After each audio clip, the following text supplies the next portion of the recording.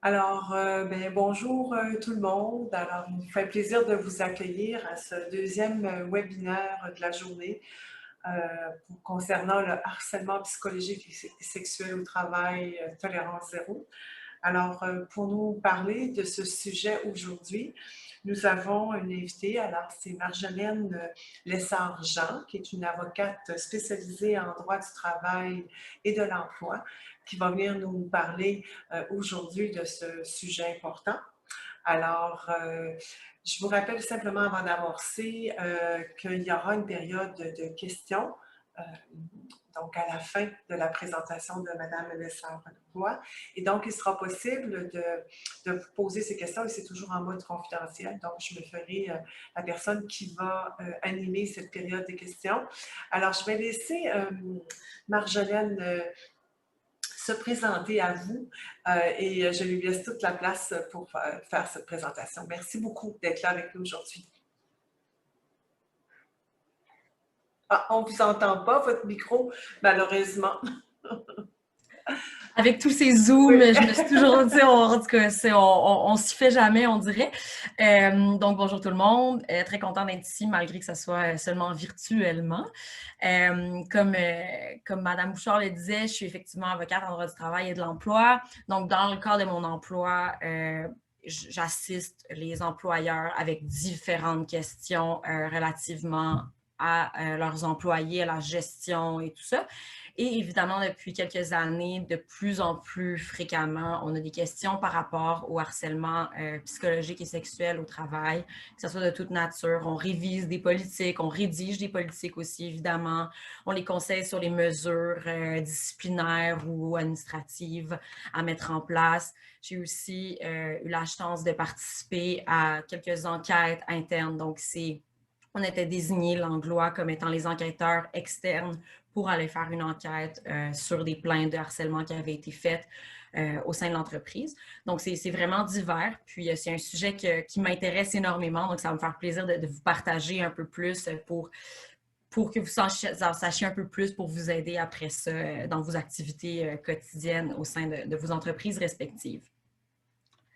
Donc aujourd'hui, je vais aborder ces six, j'ai cinq en fait, j'ai cinq catégories différentes, là, cinq sujets que je vais aborder pendant ma présentation. La notion évidemment de harcèlement psychologique qui est très importante et qui est cruciale en fait dans toute cette espèce de monde qui est le harcèlement. Les obligations corrélatives de l'employeur. Donc évidemment, les employés ont des droits et ça implique des obligations pour l'employeur. Les recours, donc le processus de plainte interne, le processus de plainte externe qui ont des similarités, mais qui peuvent être aussi assez différents à certains égards. Puis, quelques études de cas, si on a le temps. Je vais aussi laisser de la place pour les questions, là, fait que je verrai un peu avec le temps, mais j'aimerais ça passer au travers des cas, justement, de jurisprudence, puis vous montrer un peu comment ça peut être analysé, tout ça. Donc, premièrement, la notion de harcèlement psychologique, c'est la loi sur les normes du travail qui définit ce qu'est le harcèlement psychologique. On parle en fait de l'article 81-18 qui a été récemment amendé et qui définit le harcèlement comme étant une conduite vexatoire se manifestant soit par des comportements, des paroles, des actes ou des gestes répétés qui sont hostiles ou non désirés, laquelle porte atteinte à la dignité ou à l'intégrité psychologique ou physique du salarié et qui entraîne pour celui-ci un milieu de travail néfaste. Ça fait depuis, je pense, 2002 que c'est la définition de harcèlement psychologique. L'ajout qui a été fait en 2018, si je ne m'abuse, je pense que c'était juin 2018 où c'est entré en vigueur. On a rajouté la précision que le harcèlement psychologique comprend une telle conduite lorsqu'elle se manifeste par de telles paroles, de tels actes ou de tels gestes à caractère sexuel. Avant, c'était le cas aussi, on l'incluait, mais il n'était pas inclus nommément. La jurisprudence reconnaissait que le harcèlement psychologique incluait le harcèlement sexuel. Donc, vous allez voir, c'est une habitude aussi dans le milieu, on parle tout le temps de harcèlement psychologique, c'est que le harcèlement psychologique inclut le harcèlement sexuel et toutes les formes de harcèlement, en fait. Puis ensuite, on continue en disant qu'une seule conduite grave peut aussi constituer du harcèlement psychologique si elle porte atteinte, une telle atteinte et produit un effet nocif continu pour le salarié. Je vais évidemment voir plus longuement chacun de ces éléments-là au fil de ma présentation. Ce qui est important de savoir, par contre, c'est que les salariés, de manière générale, ne sont pas, en fait, les cadres supérieurs sont exclus de la notion de salarié et les cadres supérieurs ne sont pas couverts par la majorité des normes de la loi sur les normes du travail. On parle de cadre supérieur quand on parle des dirigeants d'entreprise, vraiment ceux qui sont en lien étroit avec la direction ou le CA. On dit souvent qu'ils sont dans le secret des dieux, là, vraiment qui sont au courant des questions de gestion interne à un très haut niveau. Par contre, il y a une exception. Ils sont couverts par certaines dispositions de la loi sur les normes, dont les articles en matière de harcèlement psychologique. Et donc, ça signifie qu'on utilise le mot salarié, puis même eux, s'ils ne sont pas considérés comme des salariés, ils sont couverts par ça. Ça inclut vraiment donc tout le monde. Tout le monde a le droit donc à la protection d'un milieu exempt de harcèlement psychologique, comme on va le voir plus tard. Donc, la notion de conduite vexatoire, qui est quand même assez centrale. On parle d'une conduite qui contrarie ou qui blesse. Donc, on réfère généralement à une conduite humiliante ou abusive. Donc, on parle vraiment d'un certain niveau de gravité. C'est pas, puis on va les voir un peu plus loin, mais des conflits de travail, on n'a pas trop aimé comment la personne s'est adressée à nous. On ne parle pas nécessairement, même si ça inclut des paroles, comme on a vu le harcèlement psychologique. Toute parole un peu déplacée, un peu désagréable ne rentre pas nécessairement là-dedans. Il faut vraiment qu'on parle de quelque chose qui est humiliant, qui est abusif, qui remplit un certain seuil de gravité. La récurrence, ce qui est très important. De quelle récurrence on parle, ça dépend du contexte. Puis vous allez voir tout au long de ma présentation, je vais toujours le dire, ça dépend du contexte, ça dépend des circonstances dans lesquelles les gestes, les actes s'inscrivent. C'est toujours du cas par cas. Puis, quand on parle de répétition, on va regarder le caractère répétitif d'une conduite. C'est sûr que plus la conduite est grave, plus chaque conduite est grave, moins de répétitions seront nécessaires pour qu'on ait du harcèlement psychologique. Puis, plus les gestes peuvent sembler anodins, plus la répétition est élevée, plus ça pourrait constituer du harcèlement psychologique. Donc, c'est pour ça qu'il faut toujours regarder. L'autre aspect, c'est quand on parle d'un seul événement majeur. Il faut vraiment que ce soit un événement grave, majeur, qui soit important et qui laisse un effet continu sur la personne. Donc, par contre, par exemple, quand on parle de tout le harcèlement de nature sexuelle, l'agression, évidemment, elle rentre là-dedans. Sinon, plus en matière psychologique, ça va peut-être être un événement ou une rencontre, il y a tous les employés de l'entreprise ou une bonne partie, puis là, le patron commence à invectiver, à insulter devant tout le monde de manière très humiliante un employé devant tout le monde. Ça aussi, ça pourrait constituer. On parle vraiment d'événements assez graves. Puis souvent, on va voir des plaintes qui sont déposées pour 1 ou 2 événements d'une gravité moyenne, quand là, justement, on ne va pas remplir le caractère de répétition. L'autre critère à remplir, c'est l'hostilité ou le caractère non désiré. Quand on parle de façon hostile, on réfère à une personne qui manifeste ouvertement un sentiment d'aversion, du mépris ou du dédain à l'égard d'une autre personne ou d'un groupe de personnes. Puis aussi, c'est hostile ou non désiré. Donc, c'est soit fait avec hostilité ou de manière absolument non désirée. Le critère d'analyse, ça, c'est quand même très important. C'est la personne raisonnable placée dans les mêmes circonstances. Donc, c'est un critère subjectif, objectif, qui fait en sorte que ce n'est pas parce qu'on a une personne qui va être grandement affectée par les gestes d'un collègue ou d'une collègue que nécessairement ça constituait du harcèlement psychologique, même si ces gestes-là en question étaient déplacés. J'ai eu un dossier, c'était exactement ça. Les gestes, c'était moyen les gestes, mais la dame, son état n'avait aucune commune mesure avec ce qui s'était passé. Puis sans nier l'état dans lequel elle était sincèrement affectée en arrêt de travail depuis plus d'1 an, sauf que c'était à cause de sensibilité personnelle, de plein d'éléments différents. Puis, on a établi que ce n'était pas objectivement, selon une personne raisonnable placée dans les mêmes circonstances, n'en serait pas venue à la conclusion qu'il y avait harcèlement psychologique. Dans les faits, quand on se rend devant un tribunal, ça va être le juge ou l'arbitre qui va juger ce rôle de personne raisonnable placée dans les mêmes circonstances. Donc, la notion de harcèlement sexuel, comme j'ai dit, maintenant, c'est nommément inclus dans le harcèlement psychologique. On parle, il peut être verbal, non-verbal, physique. Ça va inclure donc des comportements, des propos, des gestes, des contacts qui ont une connotation sexuelle et qui est de nature à offenser, blesser ou humilier un employé, de nature à conférer un milieu de travail, de conférer au milieu de travail un caractère intimidant ou quand on peut, pour des motifs raisonnables, percevoir le comportement comme imposant une condition de nature sexuelle sur tout aspect de la relation de travail, y compris toute opportunité de formation ou de promotion. Si on peut parler quand ça va être d'un supérieur envers un employé qui est son subordonné, puis que la personne qui est subordonnée, justement, sent qu'elle doit continuer cette espèce de relation peut-être un peu malsaine qui s'est peut-être implantée de peur de perdre son emploi ou parce qu'elle veut progresser dans l'entreprise et tout ça. Donc ça, on le voit assez souvent, là, surtout quand il y a un lien d'autorité entre deux personnes. Donc, la notion de harcèlement sexuel, pour continuer, on a des exemples ici, donc des manifestations non désirées, persistantes ou abusives d'un intérêt sexuel, des avances, des invitations, des promesses, des menaces, de l'intimidation. Par contre, il faut toujours garder en tête que ça doit remplir les critères de la conduite vexatoire, des gestes répétés, hostiles ou non désirés, et qui doivent atteindre la dignité, l'intégrité ou encore la conduite grave. Donc, il faut toujours garder ça en tête. C'est pas parce que c'est un contact physique comme le fait de caresser, de pincer et tout ça qui a une connotation sexuelle que c'est nécessairement du harcèlement sexuel. Il faut toujours que tous les autres critères soient remplis.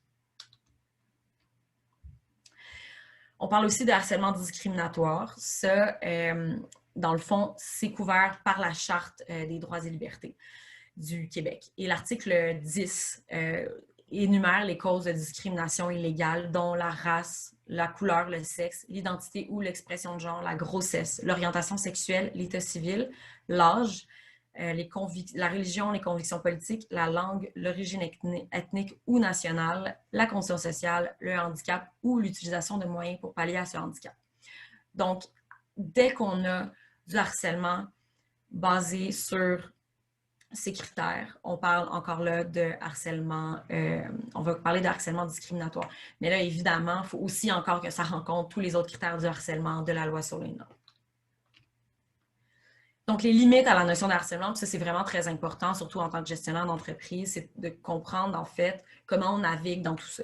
Parce que vous allez voir que ça peut ratisser assez large avec les exemples que je vais donner, puis il y a quand même beaucoup d'implications pour les employeurs. Mais ce qu'il faut savoir, c'est que le droit de gérance, ce n'est pas du harcèlement, évidemment, du harcèlement psychologique, et l'employeur maintient son droit de gérance. Évidemment, ce droit de gérance-là doit être exercé d'une manière qui est raisonnable. Vous avez le droit en tant qu'employeur de sanctionner un employé pour un comportement fautif.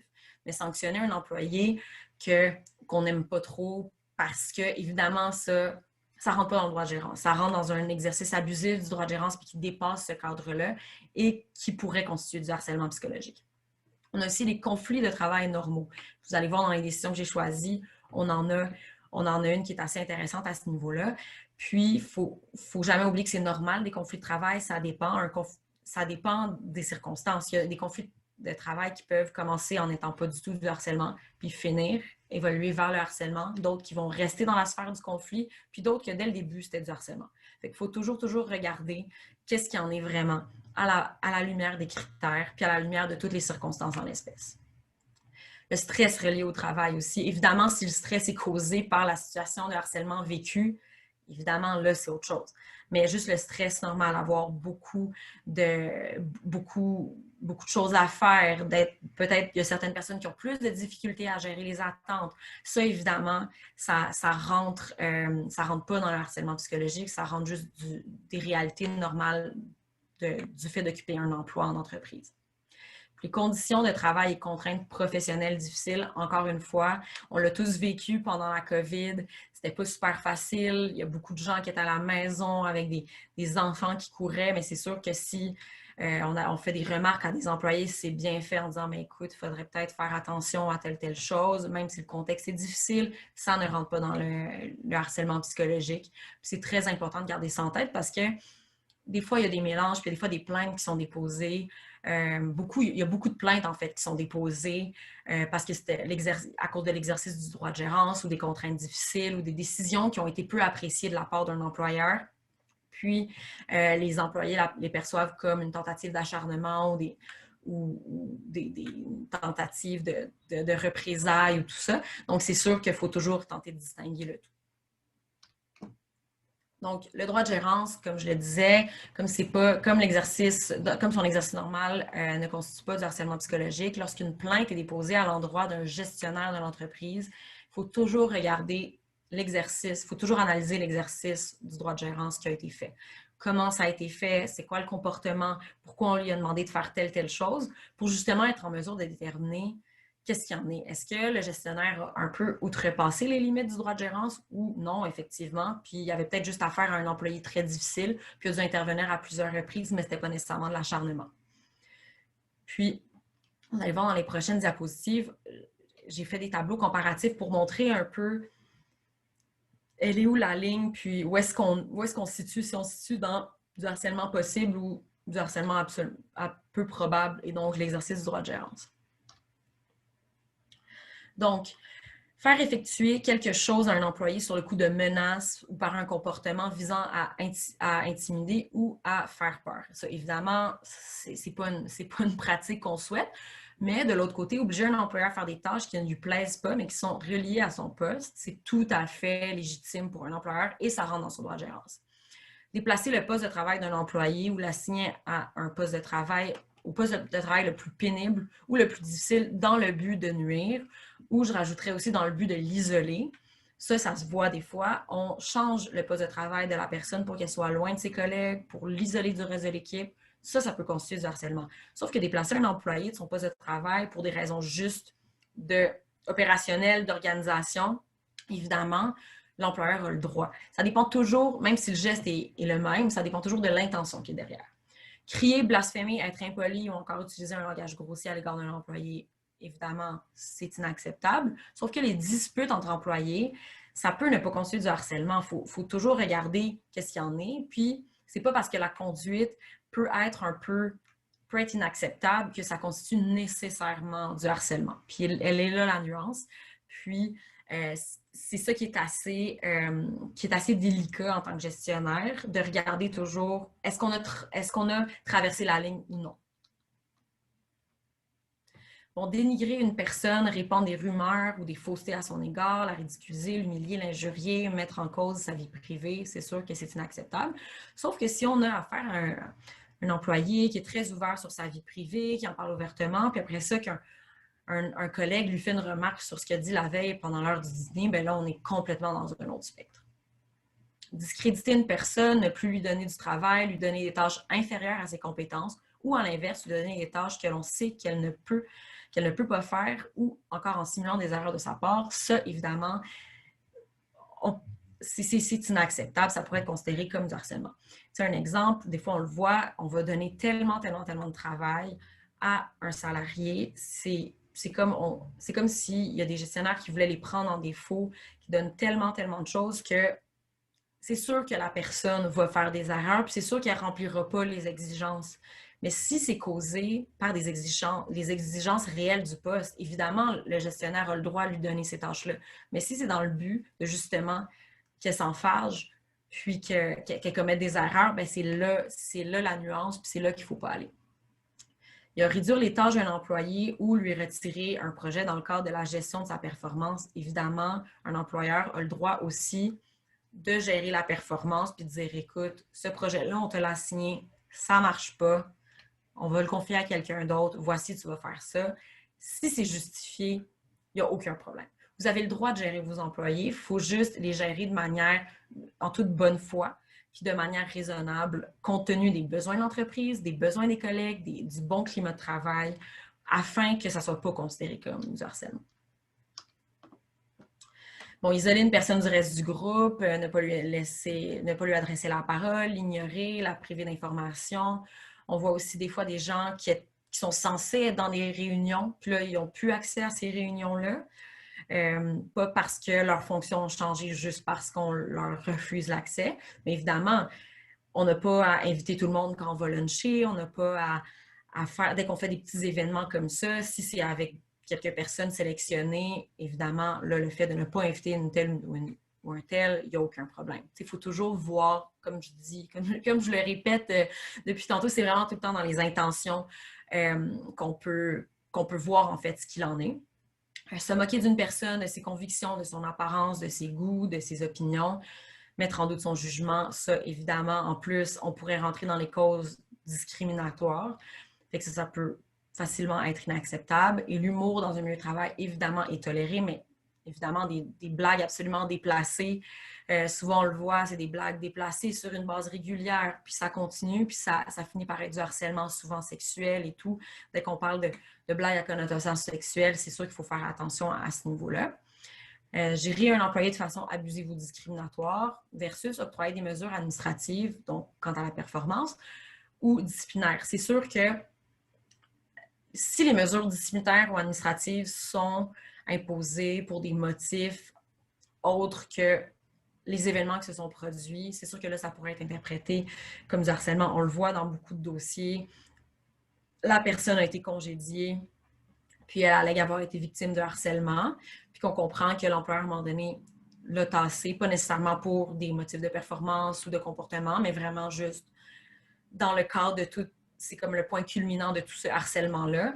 Bien ça, évidemment, même s'il y a le droit d'octroyer des mesures disciplinaires, si ça rentre dans le spectre plus du harcèlement, évidemment, c'est pas toléré. Bon, alors rapidement, les recours, c'est important de savoir que c'est le salarié qui se plaint d'être victime de harcèlement qui fait le recours devant la commission sur les normes, en fait, qu'on appelle maintenant la CNESST. La plainte, c'est une plainte du salarié contre l'entreprise. Ce n'est pas une plainte contre l'auteur du harcèlement. Et c'est une nuance importante. Souvent, j'ai des clients qui me demandent « Mais pourquoi est-ce que je suis ici en ce moment? Je n'ai absolument rien fait. » C'est que justement, on protège les salariés et c'est une responsabilité de l'employeur. Je vais le voir dans la section suivante. Mais l'employeur a des obligations à l'égard de ces employés-là. Et ce qui va être évalué, justement, c'est est-ce que l'employeur a rempli ces obligations-là. C'est pour ça que la plainte est déposée devant la commission et que la partie adverse est l'employeur et non celui qu'on appelle le mis en cause. Et les salariés ont 2 ans pour porter plainte depuis la dernière manifestation. Ça vient de changer. En fait, c'est en juin 2018 aussi que ça a été adopté. Avant, c'était 90 jours. Ils ont changé à 2 ans. 2 ans, ça a été fait, la modification à la dernière minute, sans beaucoup de consultation. Et je vous dirais que les employeurs, ça a écorché parce qu'en 2 ans, on le sait, il peut y avoir du roulement de personnel. 90 jours, la plainte, bien, ça veut dire qu'il y a des meilleures chances que les collègues soient encore à l'emploi de l'employeur. Là, en 2 ans, les gens peuvent être partis. Ça fait en sorte que ça peut vraiment compliquer les choses pour les employeurs. Mais on doit vivre avec, comme la loi dit 2 ans, maintenant, toutes les politiques aussi doivent dire 2 ans. J'y reviendrai. On est vraiment dans le 2 ans de la dernière manifestation. Et si on a une situation de harcèlement qui s'est produite sur une période d'1 an, puis que la première occurrence est il y a 3 ans, mais que la dernière est à 2 ans avant la plainte va être acceptée pour tous les actes précédents. Donc, ça peut remonter à assez loin, des fois, les faits là, qui sont reprochés aux employeurs. Donc là, je sais que c'est assez petit, là, mais on voit ici les pouvoirs du tribunal administratif du travail. Donc, si la plainte suit son cours jusqu'à la fin, on va avoir une audition devant le tribunal administratif du travail qui, lui, va décider d'abord, est-ce qu'il y avait harcèlement psychologique? Dans un deuxième temps, est-ce que l'employeur a rempli ses obligations? Et dans un troisième temps, est-ce qu'il y a des réparations qui doivent être données? Donc, on a ici les 7 différents types de réparations qui peuvent être données. La réintégration et l'indemnité de remplacement de revenus, donc les 2 premiers. Ça, évidemment, c'est plus dans les cas où, bien, la réintégration, évidemment, c'est dans les cas où il y a eu congédiement. Habituellement aussi, l'indemnité de remplacement pour le revenu perdu va être payée seulement dans les cas de congédiement. On parle du moment où il y a eu de la date du congédiement jusqu'à la date de jugement. Avec les dates de cours, on parle plus de 1 an et demi, souvent, surtout s'il y a eu une enquête et tout ça. Donc, ça peut être assez coûteux là, pour les employeurs, surtout si on doit payer ces sommes-là. C'est sûr, par contre, que, petite parenthèse, il y a le principe de la mitigation des dommages qui s'applique. Donc, si l'employé en question s'est trouvé un autre emploi, on va considérer les sommes qui ont été gagnées pendant cette période-là, puis il va avoir le droit à la différence. Donc, si le salaire qui s'est trouvé après est plus élevé, il n'y aura aucune somme à ce titre-là qui va être due. Donc, il peut aussi ordonner à l'employeur de prendre les moyens raisonnables pour faire cesser le harcèlement. Il peut aussi ordonner des dommages. Là, ça peut être assez important, les dommages qu'ils peuvent ordonner. Au niveau des dommages moraux, selon la jurisprudence, on parle de entre 2 000 et 50 000 $. Ça peut vraiment varier d'abord du décideur, mais aussi des circonstances. On va considérer beaucoup de choses, puis on va surtout considérer dans les dommages moraux, comme c'est les dommages moraux de la partie plaignante, on va considérer comment elle va, comment elle allait dans les mois après, qu'est-ce qui s'est passé, est-ce qu'elle est tombée en dépression qui a fait qu'elle a vécu une séparation après, ou comme elle a perdu son emploi, elle a eu de la difficulté à s'en retrouver un, puis elle a dû déménager, vendre sa maison, est-ce qu'elle a pris des antidépresseurs pendant 1 an, est-ce qu'elle a consulté en thérapie pendant des mois, on va tout regarder ça, puis à la lumière de tout ça, on va évaluer les dommages moraux. J'ai déjà vu des cas où le harcèlement avait été assez grave, mais que le décideur avait considéré que les dommages moraux de la victime étaient assez limités, donc il avait octroyé des sommes relativement assez basses, simplement parce qu'il n'avait pas considéré qu'il y avait une preuve de dommages moraux. Fait qu'il faut quand même que la partie plaignante fasse cette preuve-là. Les dommages punitifs, comme le nom le dit, c'est des dommages qui visent à punir. Donc ça, l'octroi dépend des circonstances. Ça va varier de vraiment, en fait, les montants vont varier des poches de l'employeur carrément, là, c'est pour punir. Donc, évidemment que si on a une PME, une somme, par exemple, de 5 000 $ peut être quelque chose d'assez substantiel versus pour une multinationale, 5 000 $, c'est plus minime. Donc, habituellement, on va quand même regarder un peu c'est qui l'employeur, qu'est-ce qui serait assez important pour punir puis pour faire comprendre que ce genre de comportement-là doit cesser. Cet octroi-là, il est permis même si on n'a pas nécessairement de preuve d'intention malveillante comme telle. Parce que en droit québécois, habituellement, les dommages punitifs vont être octroyés pour une intention malveillante. Là, c'est pas nécessaire. Habituellement, évidemment, ça va être considéré. Dès qu'il y a une intention malveillante, habituellement, on va octroyer des dommages moraux, surtout aussi si on a des dirigeants de l'entreprise impliqués qui étaient au courant puis qui n'ont rien fait pour mettre fin à des actes comme ça de harcèlement. Ça, c'est sûr que ça a été considéré par les tribunaux. Puis aussi, dès qu'on a une relation d'un supérieur, donc d'un représentant de l'employeur à une certaine échelle versus un subordonné, là, ça peut être plus propice à l'octroi. Encore là, ce n'est pas automatique, ça dépend des circonstances. Il y a aussi le numéro 5, c'est une indemnité pour perte d'emploi. Donc ça, c'est quand la réintégration ne sera pas possible. Donc encore là, quand il y a une perte d'emploi, on va octroyer une indemnité qui va habituellement être proportionnelle au nombre d'années de service de la personne. Sinon aussi, le financement du soutien psychologique requis par le salarié. Ça a été considéré en fait comme étant les soins requis pour permettre à la personne de reprendre son emploi. Ça, évidemment, on demande une preuve de ça. Donc, est-ce que la personne a commencé à faire une thérapie? Où est-ce qu'elle en est? Où est-ce qu'on s'en va et tout ça pour essayer de démontrer, oui, elle n'est pas encore apte ou elle est redevenue apte après 2 ans de thérapie à telle fréquence. Là, ça lui a permis de reprendre le dessus. Donc, on va vraiment tout le temps considérer la preuve qui a été faite pour être en mesure de déterminer si effectivement il y a lieu d'octroyer de telles sommes. Puis aussi, redonner la modification du dossier disciplinaire du salarié victime de harcèlement. Évidemment, s'il y a eu un congédiement ou une suspension qui n'était absolument pas justifiée dans les circonstances, bien là, le tribunal pourra ordonner de modifier le dossier pour plus que ça apparaisse. Si on va aux obligations de l'employeur, comme je mentionnais plus tôt, les employeurs ont des obligations qui sont assez importantes. Donc, comme tout salarié a le droit à un milieu exempt de harcèlement, en contrepartie, l'employeur doit prendre les moyens raisonnables pour prévenir le harcèlement psychologique et lorsqu'une telle conduite est portée à sa connaissance pour la faire cesser. Il est important de savoir qu'on utilise le vocable moyen raisonnable. Ça veut dire que c'est une obligation de moyen en opposition à une obligation de résultat. Ce qui veut dire que l'employeur n'a pas l'obligation de prévenir de manière efficace. Évidemment, c'est ce qu'on souhaite, là, mais si elle a pris les moyens raisonnables pour prévenir, donc qu'elle a raisonnablement pris des moyens qui visaient à prévenir le harcèlement et à le faire cesser, même si ça ne fonctionne pas, comme il n'y a pas d'obligation de résultat, on pourrait considérer que l'obligation est remplie, si les moyens, évidemment, sont jugés raisonnables.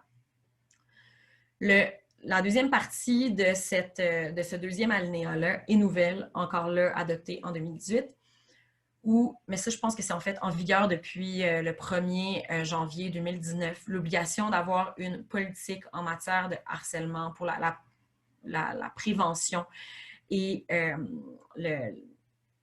tous les traitements des plaintes en matière de harcèlement psychologique et sexuel. Et ça doit absolument parler de la notion de harcèlement sexuel. Ça, c'est une nouveauté. Elle a été ajoutée dans l'article 81.18, mais on l'a rajouté aussi dans le 81.19 où cette notion-là doit absolument apparaître. Et c'est vraiment très important. Même avant la modification de la loi, on considérait l'obligation d'avoir une politique comme étant, c'était pas une obligation légale, là, mais de manière, en vertu de la jurisprudence, on considérait que l'obligation de prévenir le harcèlement était rarement remplie quand on n'avait pas de politique. Il pouvait y avoir des cas où ça allait passer sans politique, mais souvent, quand il n'y avait pas de politique, on jugeait qu'on n'avait pas rempli cette obligation-là de prévenir. L'obligation de prévenir est plus large que la simple politique, mais j'y reviendrai tantôt là, avec des exemples concrets. Sauf que l'obligation de prévenir, vraiment, ça passe d'abord et avant tout par une politique. Donc, c'est très important de se prémunir d'une si ce n'est pas déjà le cas.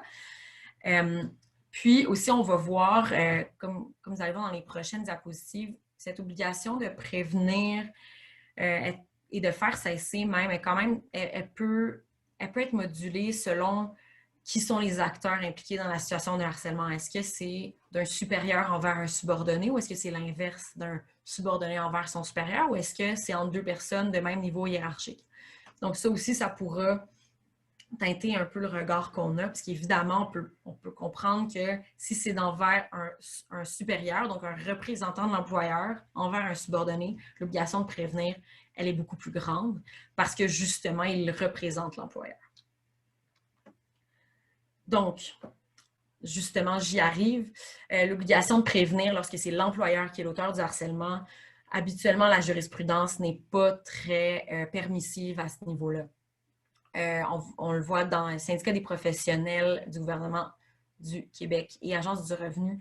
L'employeur a contrevenu à son obligation de prendre les moyens raisonnables pour prévenir le harcèlement lorsque les gestes reprochés sont posés par un gestionnaire, carrément. Le juge c'est un arbitre dans ce cas-là, excusez-moi, il en est arrivé à cette conclusion-là du fait que c'était un gestionnaire, donc il représentait l'employeur.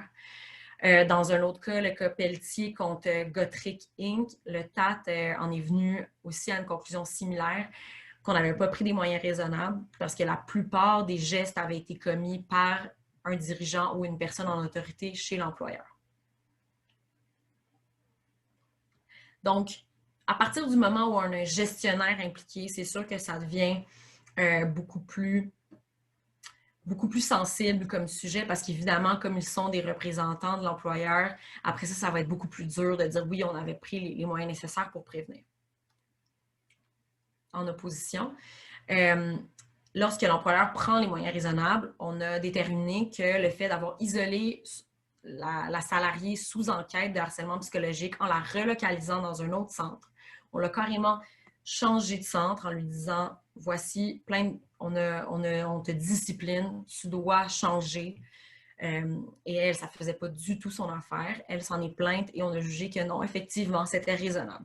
Donc, je vous dirais qu'à la lumière de ça, c'est sûr que quand on parle de deux employés du même niveau, il faut vraiment agir pour s'ils se voient, si c'est parce que quand ils se voient à la machine à café ou quand ils se voient à la cafétéria, parce qu'ils se côtoient souvent, bien peut-être de dire, bon, vous ne vous parlez plus ou vous devez, si vous avez plusieurs établissements, ça peut être, comme ça a été fait dans ce cas-là, de changer une des personnes d'établissement. Ça peut être aussi, si vous êtes en mesure de le faire, de modifier les horaires de travail pour éviter que ces deux personnes-là se croisent.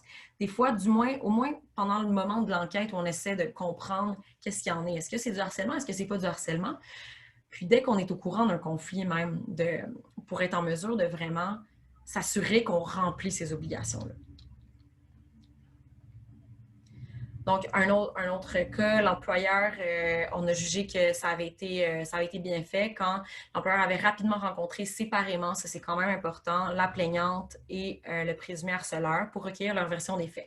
Parce qu'effectivement, des fois, on n'a pas du tout les mêmes versions, fait que c'est très important de rencontrer les gens. Puis je vous dirais que l'obligation, elle dépasse juste le fait d'agir quand on est mis au fait d'une plainte ou d'une situation. Le travail des gestionnaires, c'est aussi de voir si on a des changements de comportement. Ça rentre tout dans la prévention, mais est-ce qu'on a un changement de comportement? Deux personnes semblaient très bien s'entendre, ça n'a plus l'air de trop aller. Une des deux personnes a l'air démoralisée, elle a l'air un peu plus hostile par rapport à l'autre. Des fois, ça peut valoir la peine de manière informelle de leur parler ou de, oui, les convoquer les deux séparément, juste sans faire un cas avec ça, mais juste de leur demander qu'est-ce qui se passe, tu sais, puis de regarder tout ça pour voir qu'est-ce qu'il y en a, qu'est-ce qu'on peut faire, puis de recueillir, puis s'il dit oui, on a eu une chicane, parfait, qu'est-ce qui s'est passé, puis de recueillir la version des faits des deux personnes pour voir un peu qu'est-ce qu'il y en a, puis qu'est-ce qu'on fait. Est-ce qu'on s'en tient là? Est-ce que c'était un cas isolé? Ou est-ce que, ben écoutez, on aimerait ça que vous ne vous parliez plus, ou on change s'ils partageaient le même cubicule, qu'on change de cubicule, juste être sûr qu'ils ne soient plus les deux, l'un dans la face de l'autre toute la journée. Donc, il faut vraiment voir, puis avec ce qu'on a devant nous, puis les moyens qu'on a dans l'entreprise, de voir comment on gère la situation. Puis donc, cette décision-là a dit que oui, il n'y avait eu aucun problème. Les moyens raisonnables en matière de prévention avaient été faits parce qu'il avait agi rapidement pour faire la lumière après avoir été informé. Donc, ça aussi, à partir du moment où on considère qu'on ne parle pas juste d'une chicane, qu'on parle peut-être plus de quelque chose de plus, ça vaut la peine d'essayer de peut-être investiguer un peu plus. Puis si la personne dit, ben oui, mais telle personne a été témoin, tu sais, même s'il n'y a pas eu de plainte, ça peut valoir la peine de dire, bon, j'aimerais ça, telle personne, que tu me racontes qu'est-ce que tu as vu, juste pour avoir une idée. Évidemment, on consigne habituellement le tout par écrit pour être sûr d'avoir des preuves, si ça se rend à un moment donné à la plainte, pour montrer qu'effectivement, on a été au fait de quelque chose. Puis, on a trouvé qu'il y avait peut-être matière là à pousser un peu plus la réflexion. Puis, comme ça, pour après ça, être en mesure d'agir si à un moment donné, ça s'en vient vers quelque chose de plus inacceptable. Un troisième cas où on a jugé que vraiment la prévention avait été faite de manière suffisante et on avait fait cesser. Ce qui est important de savoir, c'est 2010, là, donc c'est avant l'obligation d'avoir une politique. Mais on avait jugé que la politique, elle avait été, bon, elle était suffisante, mais en fait, ce qui a été jugé comme étant réellement suffisant, c'est qu'il y a eu une formation sur la politique et qu'elle était affichée dans le lieu de travail. Ce qui est quand même important à garder en tête parce que c'est beau d'avoir une politique, mais il faut d'abord qu'elle soit accessible et connue des employés. Donc souvent, quand on va procéder aux embauches, on joint la politique, il faut que l'employé signe pour démontrer qu'il a effectivement lu et compris. On doit, si vous avez un intranet, le meilleur, c'est de la mettre avec les autres politiques très accessibles. Comme ça, ils peuvent la consulter au besoin. Puis, faire des formations de temps en temps, c'est sûr que pas à chaque année, là, pas nécessairement. Ça dépend du roulement aussi d'employés et du nombre d'employés.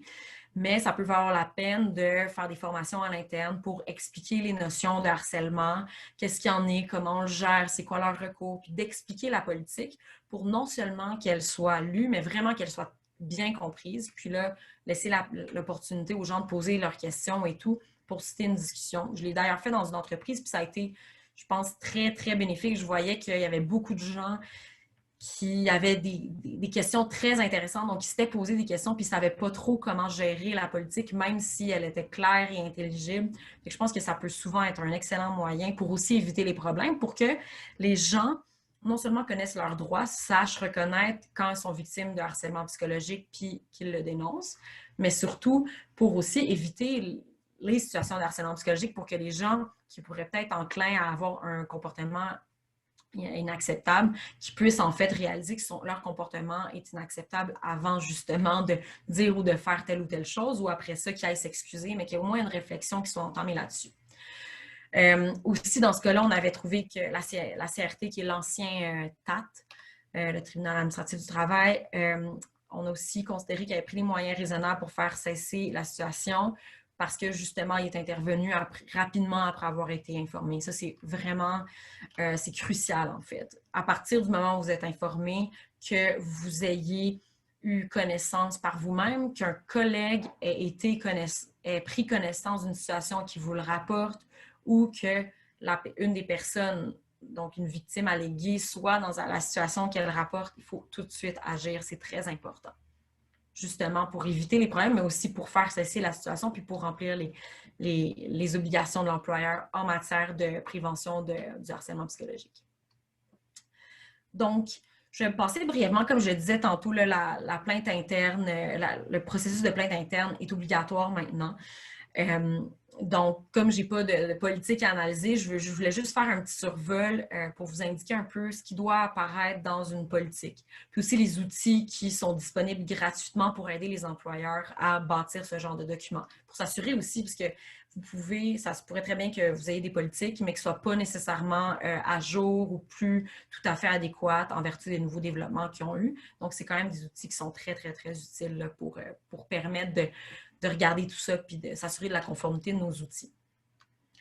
Donc, ça, c'est les différents éléments. Donc, les objectifs, évidemment, on veut que les employés puissent comprendre qu'est-ce qu'il y en est de la politique, que justement, l'employeur s'engage à garantir un environnement libre de harcèlement exempt de harcèlement psychologique et sexuel au travail. On fait un portrait général de ce qu'il y en est, de qu'est-ce qui est le harcèlement, puis pour démontrer que ça couvre le harcèlement psychologique, sexuel et aussi le harcèlement discriminatoire, comme je l'avais dit. Bon, la portée, on va couvrir qui est-ce qui est couvert par la politique, quels établissements, quels événements. Habituellement, on va couvrir non seulement tout ce qui se passe sur les lieux de travail, mais aussi tout ce qui va se passer si vous avez des employés qui se déplacent chez les clients ou qui font en tournée, par exemple. Ça, évidemment, même si ce n'est pas sûr, les lieux de travail, il faut les inclure. Les parties de Noël, ça, c'est très important. Tous les événements organisés par le bureau devraient aussi être inclus parce que, justement, on le sait là, qu'il y a eu beaucoup d'événements. Il peut y avoir des incidents dans ce genre d'événements-là. Les définitions. Le troisième élément, c'est très important, les définitions, évidemment, pour bien cerner les notions. Donc, la définition, premièrement, de harcèlement psychologique, qui peut être basée, qui est généralement, en fait, basée sur la définition de l'article 81-18 que j'ai énoncé plus tôt. Puis, évidemment, ce qui peut être intéressant, c'est d'ajuster cette définition-là au milieu de travail, de mettre des exemples de ce qui constitue du harcèlement. C'est aussi important de mettre des exemples, selon moi, de ce qui ne constitue pas du harcèlement, d'expliquer très clairement que le droit de gérance, par exemple, ça ne limite pas l'exercice du droit de gérance de l'employeur et que les conflits entre collègues ne sont pas inclus, évidemment. Donc, toutes des choses comme ça pour bien faire comprendre, en fait, pour poser les bases, parce que c'est sur les bases de ces définitions-là qu'après ça, vous allez devoir faire l'évaluation ou que les enquêteurs que vous allez mandater devront faire l'évaluation sur est-ce qu'il y a, oui ou non, présence de harcèlement psychologique, sexuel ou discriminatoire qui découle de la situation en question. Puis aussi, ça peut être bon d'avoir vraiment des exemples concrets qui soient reliés au travail. Puis surtout, si vous avez des situations particulières qui se sont produites par le passé, regardez tout ça pour être sûr que ce soit vraiment adapté et que ça soit bien compris de tout le monde dans le milieu de travail. Bon, l'énoncé de la politique, bon, expliquer qu'aucune tolérance, il n'y aura aucune tolérance pour le harcèlement psychologique. Ça devrait aussi faire part des engagements de l'employeur à prendre les moyens raisonnables, justement, à offrir un milieu de travail exempt de toute forme de harcèlement, afin de protéger la dignité des personnes ainsi que leur intégrité physique et psychologique, puis de diffuser la politique à l'ensemble du personnel en spécifiant les moyens qui seront pris, puis aussi faire de la formation, comme je l'expliquais plus tôt. Puis, tout ce qui est en mesure, tout ce qui est les mesures de prévention, puis pour faire cesser le harcèlement psychologique en temps opportun, pour s'assurer que vraiment les obligations sont remplies, puis aussi que, dans le fond, le but, c'est que, oui, qu'après ça, que l'employeur ne puisse pas se faire condamner, mais le but, c'est aussi d'abord et avant tout que le milieu de travail soit sain. Donc, c'est ça qui est important aussi de dénoncer, puis de faire comprendre aux employés que vous avez aussi des obligations. Évidemment, ça peut aussi ça devrait aussi inclure les attentes envers le personnel. Il faudrait spécifier donc toutes les attentes quant au respect de la politique, la collaboration, la civilité dans le milieu de travail, tout ça pour justement faire en sorte que le milieu de travail demeure un endroit sain et exempt de harcèlement. Bon, après ça, le traitement des plaintes qui est quand même un élément important, là, justement, qui a été justement ajouté à la loi sur les normes du travail. Puis, le processus de plainte, il devrait être assez exhaustif pour que les gens comprennent vers qui se tourner pour être en mesure de porter plainte. Habituellement, la première étape serait d'informer la personne en question. Souvent, on le met dans les politiques. C'est sûr que ce n'est pas toujours possible. C'est sûr que si c'est un conflit entre deux personnes du même niveau, habituellement, c'est plus facile de dire « Écoute, j'aimerais ça que ça arrête ». Il y a des employés qui n'en sont pas capables ou des fois, la situation ils sentent que leur emploi pourrait être remis en doute ou peu importe les raisons, quand c'est pas possible parce que l'employé ne s'en sent pas capable ou qu'il juge que c'est pas approprié. Après ça, la deuxième étape ou la première selon le cas, c'est de faire un signalement à une personne responsable. Ça peut être sous forme de plainte écrite, des fois ça va juste être verbal. Peu importe comment c'est fait, même si la politique indique que ça soit fait sous forme écrite, s'il y a un signalement, même si ça ne déclenche pas nécessairement le processus d'enquête, c'est important en tant que gestionnaire en charge de la gestion de cette politique-là qu'il y ait une enquête qui soit faite ou pas nécessairement une enquête formelle, mais des mesures. Donc, on va rencontrer au moins les gens juste pour comprendre qu'est-ce qu'il y en est, pour voir si ça vaut la peine de pousser plus loin. Quand on parle de plainte écrite, le délai, comme je le disais, il doit être au moins de 2 ans maintenant parce que la loi sur les normes, c'est un minimum, en fait. C'est un minimum requis. Donc, si la loi prévoit 2 ans, le délai doit être minimum de 2 ans à l'intérieur des politiques aussi.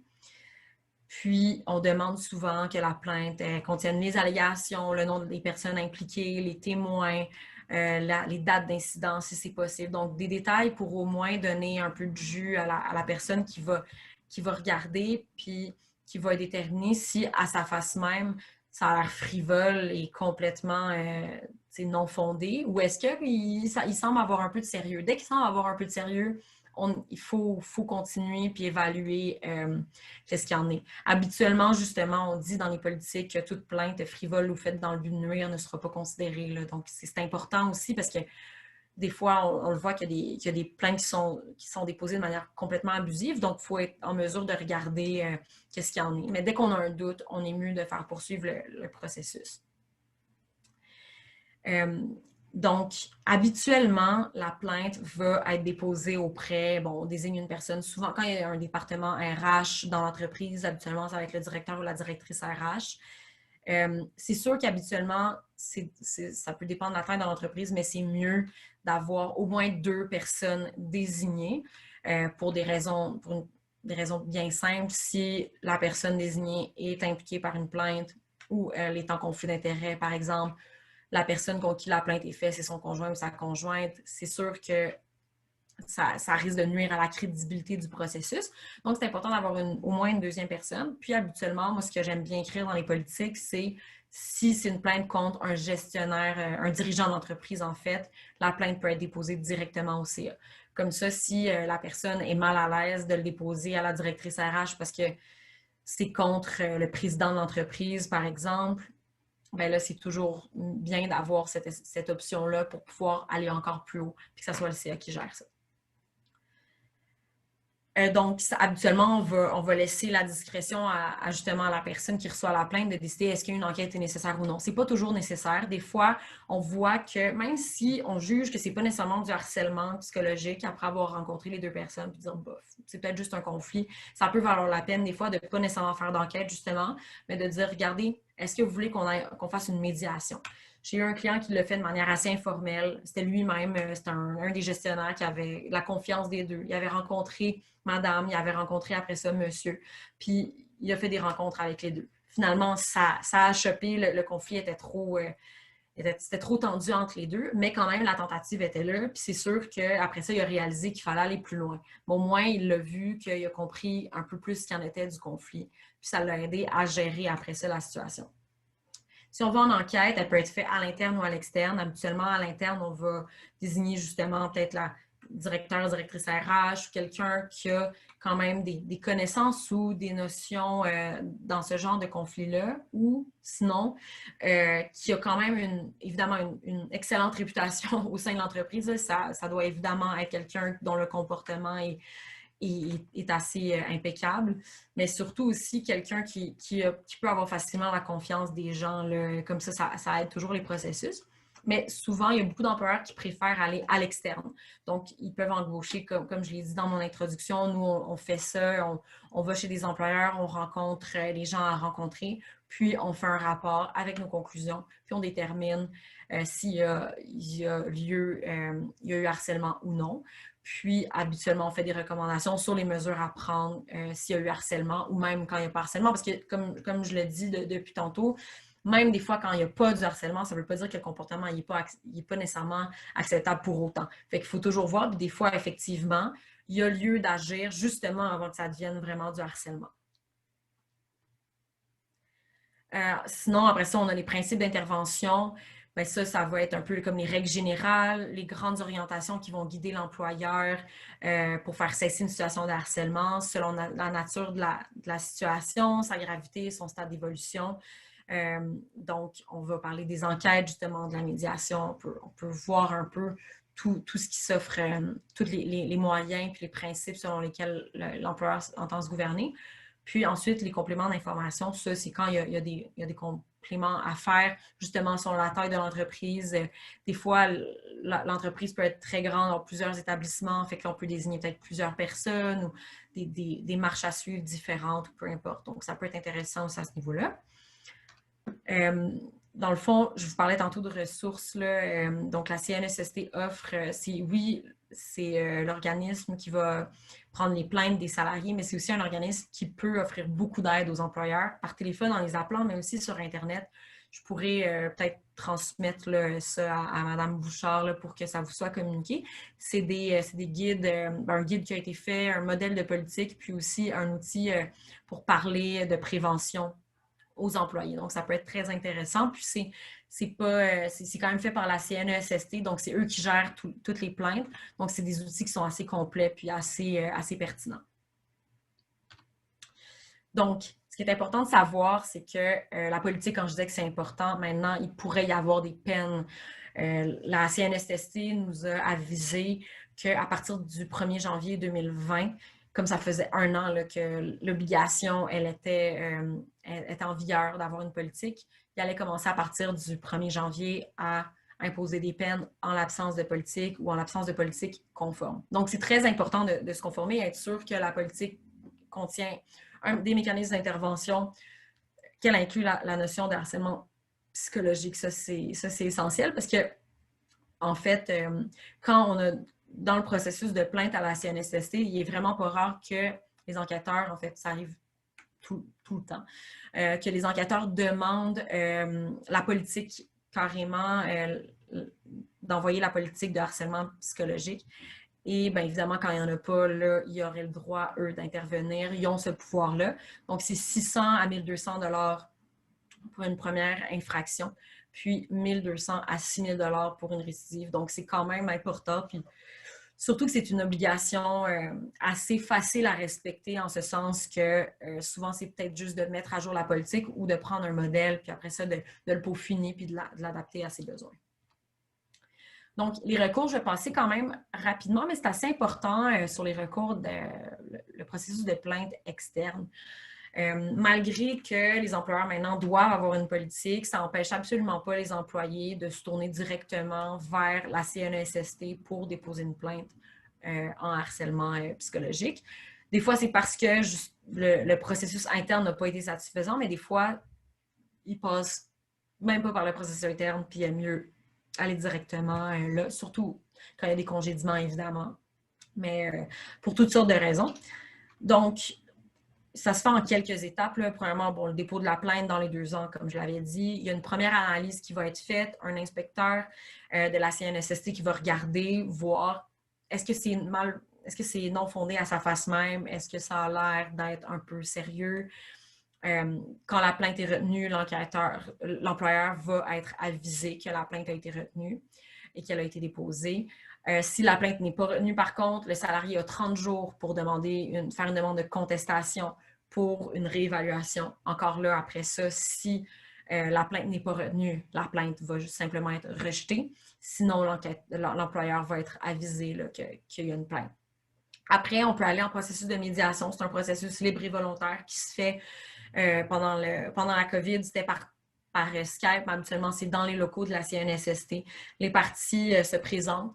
Puis, il y a un médiateur qui est de la CNESST qui est neutre. Donc, il ne représente pas la partie plaignante.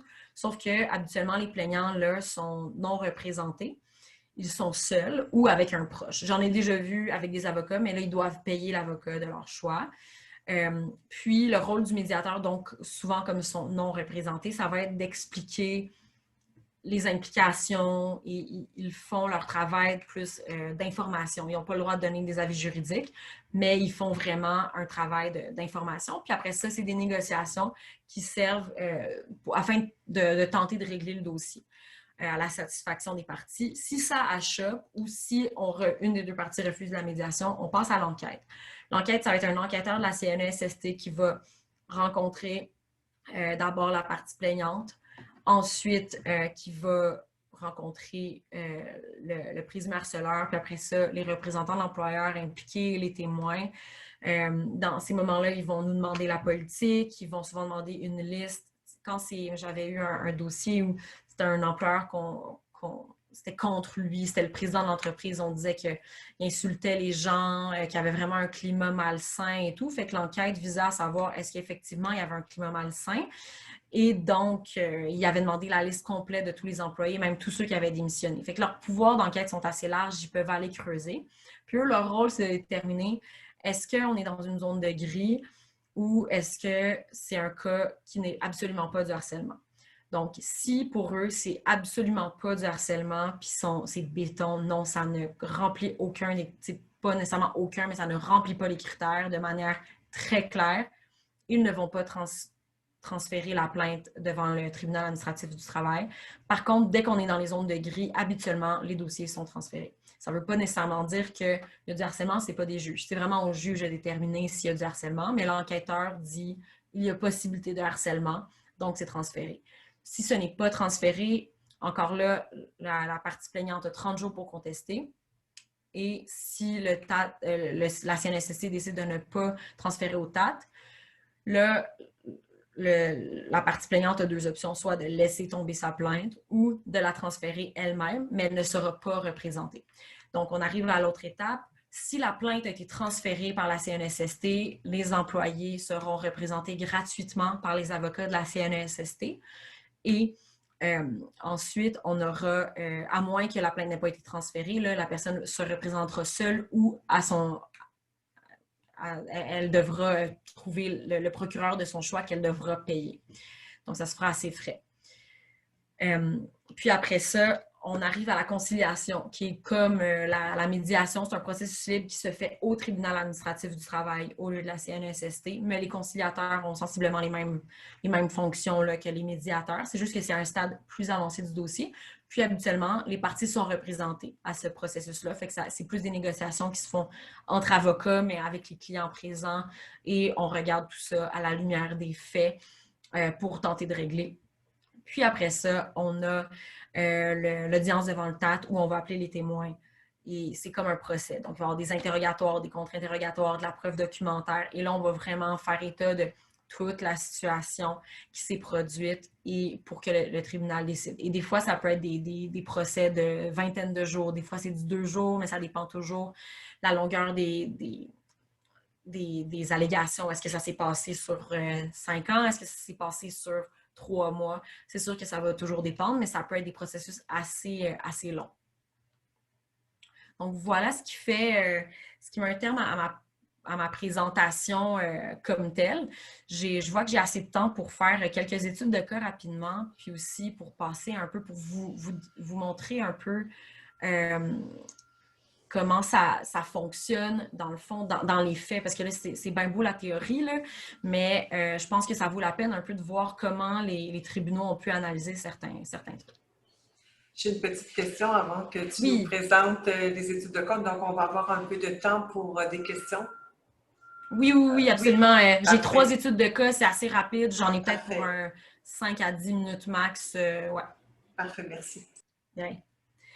Donc, première décision, quand je vous parlais de la répétition versus la gravité des gestes, ça, c'est un cas absolument qui parle énormément. Là. Donc, c'est un trieur de colis dans un entrepôt qui était délégué syndical, donc il connaissait très bien la politique de harcèlement de l'employeur. Il travaillait donc dans la même usine que Mme M. Il a été congédié pour harcèlement psychologique et il contestait son congédiement. Donc, dans ces cas-là, ce n'était pas une plainte de Mme M en harcèlement psychologique à proprement parler devant le tribunal. C'était vraiment une plainte pour congédiement, mais on a quand même dû évaluer est-ce qu'il y avait vraiment harcèlement, puis est-ce que l'employeur, après ça, était justifié d'imposer la mesure disciplinaire ultime qui était le congédiement pour mettre fin justement au harcèlement. Bon. Alors, qu'est-ce qu'on reprochait? C'est des gestes assez anodins. Là. Comme vous pouvez voir, c'est avoir tiré les cheveux, lui avoir touché l'épaule du doigt, l'avoir fait sursauter, lui avoir demandé un mot de passe pour la laisser passer. Mais évidemment, ce n'est pas une occurrence de chaque. Là. Ça s'est passé sur une assez longue période de temps, puis il y avait une récurrence. Puis aussi, Mme M lui avait demandé d'arrêter à plusieurs reprises et il n'arrêtait pas. Le salarié a continué à agir comme de la sorte même après avoir été avisé par son supérieur. Cette situation-là a affecté Mme M sur le plan psychologique au point où elle a songé de démissionner de son emploi. Et finalement, on a congédié le salarié, puis il a déposé un greffe pour contester son congédiement.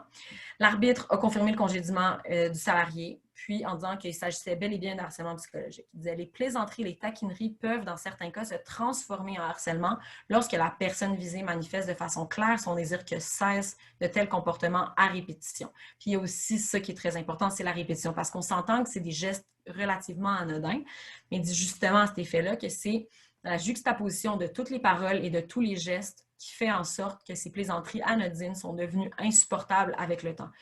Mais il a quand même mentionné que c'était devenu insupportable. Donc, c'est vraiment, il faut qu'on atteigne un certain seuil. C'est très important. Deuxième cas, ça, vous allez voir, il y a beaucoup d'éléments dans cette relation entre le supérieur et son subordonné. Donc, on avait un supérieur qui signalait ses observations et critiques sur des autocollants qu'il mettait dans son bureau. Le supérieur demandait au salarié de reprendre son temps quand il allait fumer alors qu'il ne demandait pas à personne d'autre. Ça, c'est quand même un bon indice. C'est pas tant un geste qui n'est pas correct en soi, mais c'est plus le fait d'aller vers un salarié lui demander quelque chose, puis pas nécessairement parce que c'était pas un salarié qui avait un problème de perte de temps, qui avait un problème qui a un manque d'efficacité que là, on voulait un peu resserrer. C'était lui, on lui demandait à lui de faire ça alors qu'on ne le demandait pas aux autres, sans raison apparente. Le supérieur effectuait un contrôle serré du temps quand il s'entraînait avec des collègues. Donc, à un moment donné, il était allé le voir, puis il avait interrompu des collègues, puis leur ordonné haut et fort de reprendre leur poste de travail sans aucune raison apparente. Puis c'était une intervention très hostile. On a aussi que le salarié se sentait constamment surveillé par son supérieur. Il faisait des évaluations critiques aux salariés. Il a quitté aussi, le salarié a fini par quitter pendant 13 mois pour un congé de maladie, vu son état dépressif causé par le travail. Après son congé de maladie, le salarié a téléphoné à son supérieur en voulant convoquer une rencontre pour repartir sur des bonnes bases. Le salarié a pris soin de lui dire qu'il était fragile et qu'il avait des appréhensions par rapport à son retour au travail. La rencontre était le lendemain. Il était en retard à l'heure convenue. Dès qu'il a vu que le salarié n'était pas arrivé, il l'a tout de suite appelé pour savoir pourquoi il ne s'en venait pas. Suite à son retour, il s'est retrouvé isolé de l'équipe. Il sentait que ses collègues l'évitaient. Il ne se sentait pas le bienvenu à se joindre pour les pauses de dîner. On lui a assigné un bureau très loin du reste de l'équipe qui se trouvait dans la salle des dossiers, encore là, sans raison apparente. Est-ce que le fait qu'il se sentait isolé relevait des perceptions? Peut-être que ce n'était pas le cas, mais avec le contexte, on peut comprendre qu'il s'est senti isolé et que ça a joué sur son état. Et donc, l'arbitre dit que la prévention du harcèlement psychologique doit être active et non seulement réactive. Puis ça, c'est pour ça aussi que je mettais autant l'accent sur le fait que dès que vous êtes témoin d'un événement, dès que quelqu'un vous informe, que ce soit de manière formelle ou informelle, c'est important d'essayer de voir qu'est-ce qu'on peut faire. Est-ce que ça vaut la peine de rencontrer les salariés? Est-ce que ça vaut la peine de les séparer? Est-ce qu'on prend des mesures? C'est toujours important de le faire pour justement pas que les situations dégénèrent, mais aussi pour remplir les obligations de prévenir. Donc, les conséquences réelles d'une parole, d'un geste ou d'un silence doivent être examinées en tenant compte du contexte ainsi que la relation continue entre un salarié et son supérieur. Le fait que le supérieur signalait au salarié des observations critiques sur des autocollants ne constituait pas une conduite abusive ou vexatoire. Donc, ça a été considéré comme étant correct, mais la directive de reprendre le temps consacré à aller fumer n'était imposée qu'aux plaignants, ce qui, était un peu abusif. Et encore là, donc ça permet d'apprécier toute l'attention que le supérieur accordait aux heures de travail de ce salarié-là sans raison apparente. Comme je disais, c'était dans un plan pour recadrer l'employé. C'est une toute autre chose, c'est du droit de gérance. Donc, la démarche active du supérieur de le contacter dès son retard, ça a aussi été retenu contre l'employeur. L'isolement du salarié ainsi que les propos, l'attitude, le comportement et les directives du supérieur à l'endroit du plaignant étaient hostiles et vexatoires et ont eu pour effet de porter atteinte à la dignité du salarié et à son intégrité psychologique. On a aussi le long congé de maladie. Dans le fond, il était à cause du traitement subi au travail. Le salarié avait réussi à le démontrer, donc évidemment, ça jouait contre l'employeur. Et c'est tout donc pour cette décision-là. Mais tout ça pour dire que vous voyez, là, évidemment, il y a énormément d'événements. Ça s'est passé sur une quand même longue période, avant et après un congé de maladie, où il y a quand même des démarches qui ont été faites par le salarié pour essayer de repartir sur des bonnes bases. Il était conscient qu'effectivement, il y avait un problème et il n'y a rien qui a été fait. Donc, évidemment, là, la responsabilité de l'employeur a été retenue. Une dernière, ça s'est passé, c'est en 2010, c'est une décision impliquant les grands ballets canadiens. Le salarié était chef machiniste au service de l'employeur et responsable d'une équipe locale de production, puis occupait aussi la fonction de président du syndicat. Alors, encore une fois, on peut douter qu'il était quand même au fait là, des politiques et tout ça. Il a été congédié suite à une enquête concluante de l'employeur sur une plainte pour harcèlement psychologique déposée par Mme V, la supérieure immédiate du salarié. Il a été, après ça, congédié, en fait, aussi pour insubordination. C'est quand même important. Donc, la situation problématique, Mme V reprochait aux salariés les principaux faits suivants: le dénigrement en privé et en public, le refus de suivre ses directives, l'amoindrissement de son rôle de directrice technique, les propos tenus voulant que son patron ne veuille plus d'elle, un ton sévère et irrespectueux, ainsi que de l'intimidation. Puis, ça s'est principalement produit sur une période de 2 mois. Donc, il y avait quand même pas mal d'événements, une longue plainte là, formulée par madame, assez détaillée. Puis, dans sa plainte, c'est ça, elle considérait que c'était vraiment l'accumulation de tout ça qui avait fait en sorte que ça l'avait affecté au niveau psychologique et physique. En réponse à la plainte, on a pris les mesures, on a suspendu monsieur pour faire une enquête. Habituellement, on fait ça, puis c'est toujours avec solde, parce que c'est une suspension qui est administrative, à moins qu'on décide de congédier là, tout de suite, mais habituellement, on attend les résultats de l'enquête. Après ça, il y a une enquête externe, donc par un enquêteur externe qui avait été faite, qui a conclu qu'il y avait effectivement harcèlement psychologique et on a congédié, entre autres, c'est ça, pour harcèlement psychologique et insubordination de sa supérieure immédiate. Ce qui est assez particulier dans cette décision-là, c'est que le tribunal n'a pas du tout suivi le raisonnement adopté par l'employeur et a dit que le congédiement avait été fait sans cause, que Mme V n'avait pas été victime de harcèlement, que les conflits opposant le salarié et elle en sont de travail et ne relevaient pas d'une campagne de harcèlement psychologique. Aussi, c'est que le rapport de l'enquêteur dans ce cas-là, il avait omis de prendre en considération le contexte. Monsieur était président du syndicat, on s'en allait vers des nouvelles négociations de conventions collectives. Il avait fait des remarques là-dessus. Fait que lui, dans son évaluation de la situation, il a considéré que beaucoup des allégations de madame n'étaient pas en lien avec elle personnellement, mais plutôt avec le contexte des négociations. Ce qui fait en sorte que ça aussi, là, on rentre dans quelque chose d'encore plus complexe, mais dans le milieu syndical, évidemment, tout ce qui est relation au niveau syndicat employeur, toute cette question-là, lui a jugé que ça devait être complètement sorti du contexte, alors que l'enquêteur qui était qualifié avait jugé que tout ça devait être inclus. Donc, on voit qu'on est encore là dans les nuances. Et mais ce qui est vraiment intéressant de cette décision-là, c'est qu'on a considéré que Mme V avait omis de jouer son rôle de supérieur immédiate afin de rétablir l'ordre en imposant des sanctions ou en documentant les nombreux reproches allégués. Donc là, on le voyait que c'était du harcèlement psychologique d'un subordonné envers une supérieure, mais on a jugé qu'il y avait eu manquement de justement remettre ce salarié-là à l'ordre, de prendre des notes des événements, de documenter le dossier, puis de sanctionner au besoin, de faire un avertissement, une suspension, puis de faire une gradation des sanctions, alors qu'elle, elle est restée là-dedans. Est-ce qu'elle n'en a pas été capable? Ça, l'histoire ne le dit pas. C'est pour ça qu'il faut prendre les décisions pour ce qu'il en est, mais c'est quand même intéressant de voir que le décideur a jugé que elle avait une obligation, l'employeur avait une obligation envers ce salarié-là pour justement le discipliner, pour qu'il mette fin à son comportement. Et donc, on a jugé que le congédiement était sans cause juste et suffisante, puis qui était déraisonnable. Donc, on a annulé la suspension et le congédiement, puis on l'a substitué par un simple avertissement écrit. Donc, voilà, c'est ce qui met fin là, à ma présentation. Merci beaucoup. Fort intéressant. On a abordé toutes les nuances et je dirais, ce qui contient la notion de harcèlement psychologique, compris la notion de harcèlement sexuel et d'agression. J'ai quelques questions. J'inviterai les gens qui ont des questions à les formuler par la plateforme questions. Je vais commencer parce que j'ai pris plusieurs notes dans votre présentation et je pense que pour nous, dans le milieu du cirque, on a été frappés ces derniers temps par la notion de harcèlement et d'agression sexuelle.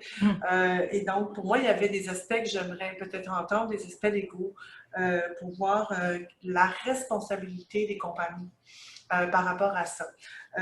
J'avais ma première question quand je vous écoutais, c'est si je comprends bien la notion de harcèlement psychologique. Dans la notion de harcèlement psychologique, ça comprend la notion de harcèlement sexuel et agression.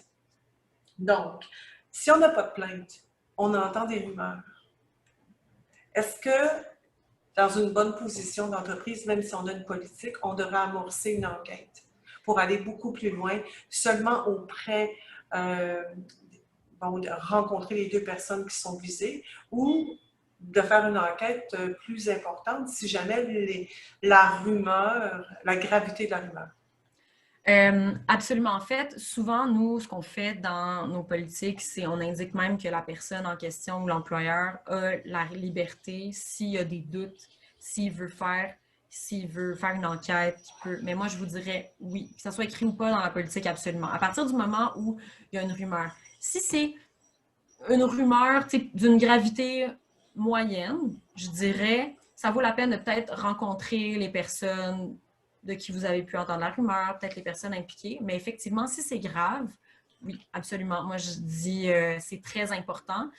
L'affaire, évidemment, de manière... Il faut faire attention à la confidentialité, il faut faire attention à la réputation des gens. Fait qu'il faut toujours garder ça en tête.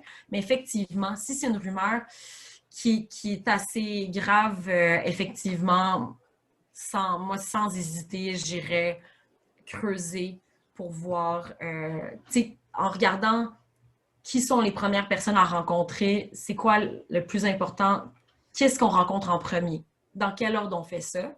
Mais effectivement, je pense que ça vaut la peine d'au moins connaître c'est quoi les allégations, puis après ça, si on se rend compte que ça dépasse les bornes, bien là, après ça, évidemment, il faut rencontrer la personne concernée, le présumé, le mis en cause, comme nous on dit, le présumé harceleur, pour voir, parce que tout le monde a le droit de s'exprimer. Puis dans tout ça, je vous dirais, prendre des notes tout le temps de tout, les rencontres, qu'est-ce que vous avez, garder des traces, faire des résumés des rencontres, faire des résumés de vos réflexions par rapport à ça, pour voir que si à un moment donné, ça dépasse les bornes, puis là, on n'est plus au stade de la rumeur, puis vous voyez que c'est vrai, bien là, vous allez être prêt à agir, puis vous allez avoir ce qu'il faut entre les mains.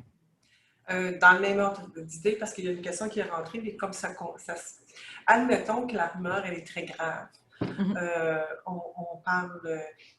On entend agression chez un mineur, par exemple. On est un établissement d'enseignement où on travaille avec des mineurs. On entend des choses, mais il n'y a jamais de plainte. Est-ce que, parce que lorsqu'on a eu la formation avec Jury Pop, on parlait de la notion d'agression sexuelle chez les mineurs, c'est en bas de 16 ans. Est-ce qu'on se doit, nous, de faire une plainte si on est conscient de quelque chose? Quel est le rôle? Quelles sont les limites des responsabilités de l'entreprise? Par exemple, si les faits allégués concernent un de nos employés ou quelqu'un proche de l'organisme, mais ça ne s'est peut-être pas fait dans nos bureaux comme tel. Donc, ça, présentement, moi, je reçois beaucoup de questions d'organismes là-dessus. Est-ce qu'on doit intervenir? Est-ce qu'on doit porter plainte ou non? Mais c'est sûr que ça dépend. Si on parle de rumeurs versus si on parle vraiment d'une dénonciation qui a été faite, surtout si on... est-ce que vous parlez de plainte à la police ou vous parlez de plainte à l'interne?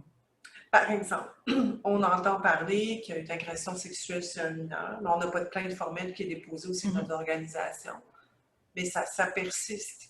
On a quelqu'un qui dit qu'il sait que, parce que, vous savez, dans un environnement donné, on peut avoir eu une confidence. Ouais. Mais il n'y a pas de processus enclenché. L'employeur ne sait pas quoi faire avec ça.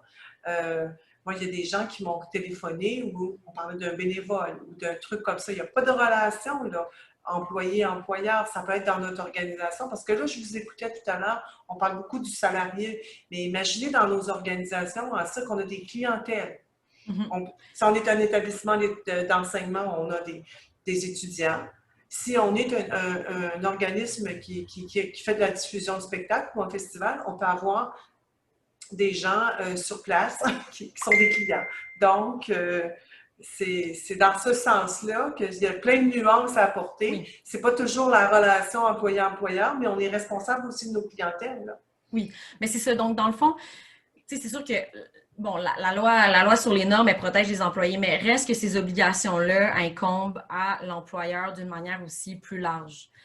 Donc, effectivement, si on est un établissement d'enseignement, puis qu'il y a un enseignant ou peu importe, un employé qui peut-être a eu un comportement inapproprié envers un étudiant, qu'il soit mineur ou majeur, mais d'autant plus si les mineurs, oui, il y a une responsabilité.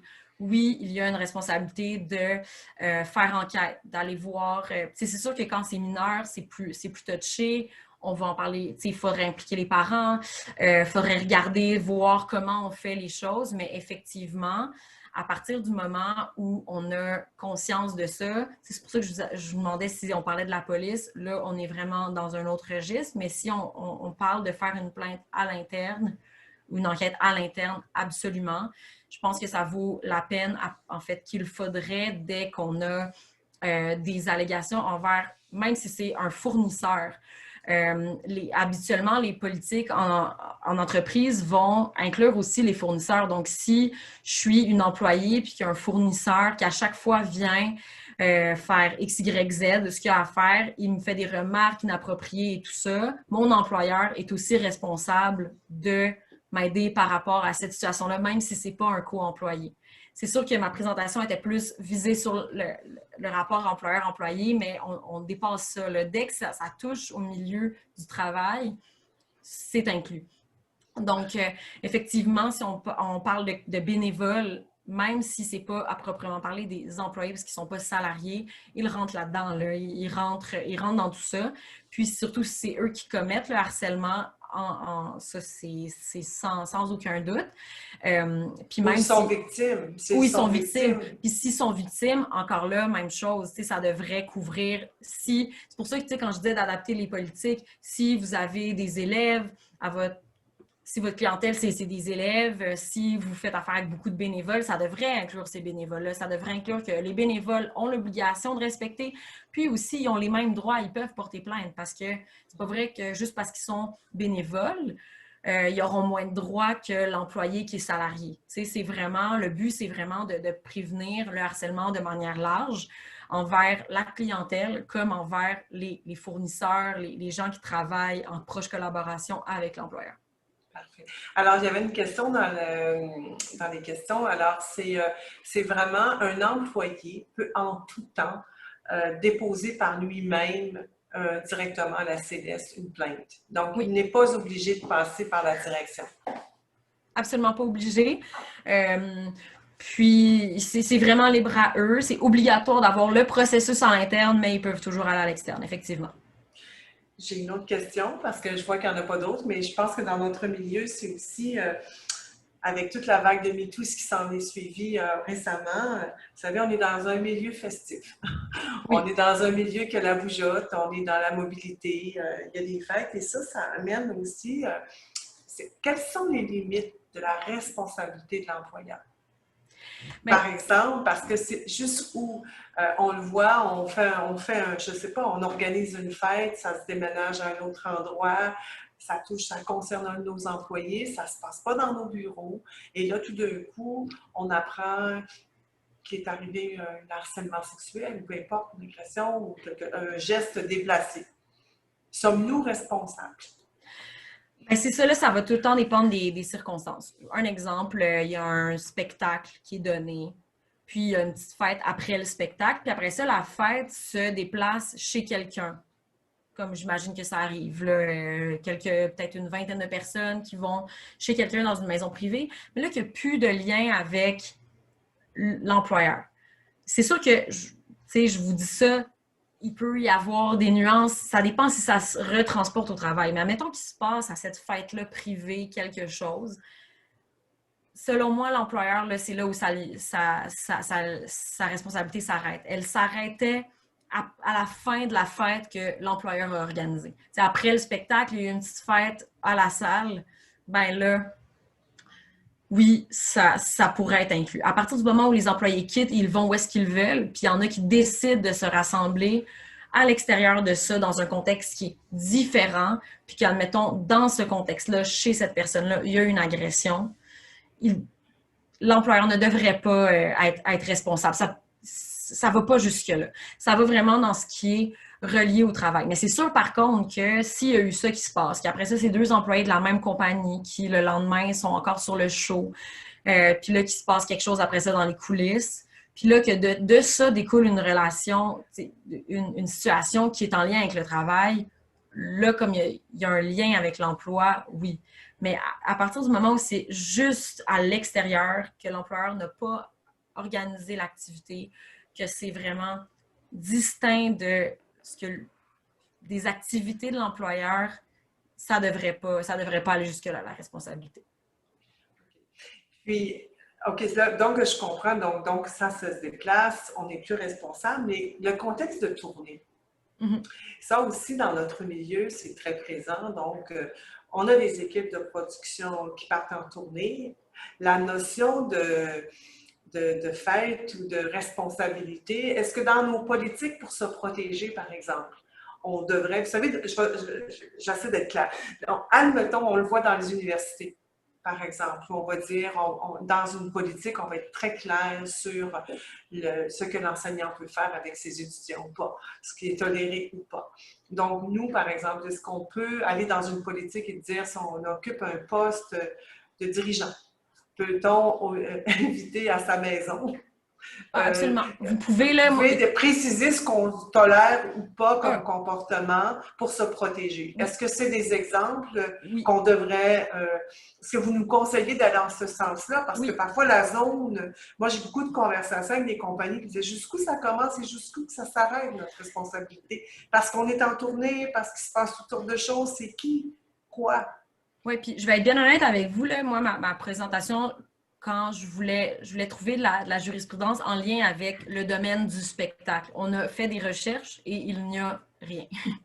Il y a les grands ballets canadiens, ça c'était dans une tournée, mais c'était une directrice avec son chef machiniste, c'était dans l'arrière-scène, ça n'avait rien à voir avec des parties et tout.